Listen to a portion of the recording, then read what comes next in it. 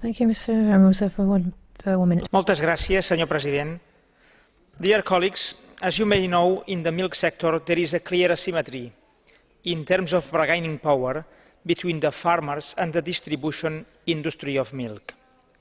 This asymmetry and the volatility of milk price have increased in the last years, reducing profits and predictability of the milk producers. To tackle with this problem, I fully support the creation of an European Milk Supervision Agency to achieve better agreements in terms of volumes and prices of milk. This agency, supervised by the European Commission, would determine the needs of the market and would study the evolution of the milk production cost on a regular basis. This system would provide the milk sector a higher stability, allowing the reduction of current public subventions. Efkaristos, moltes gràcies. Παρακαλώ, I do encourage Greek in the plenary. Thank you. Ο κύριος Κρέιμερ, για ένα λεπτό. Mr. Kramer.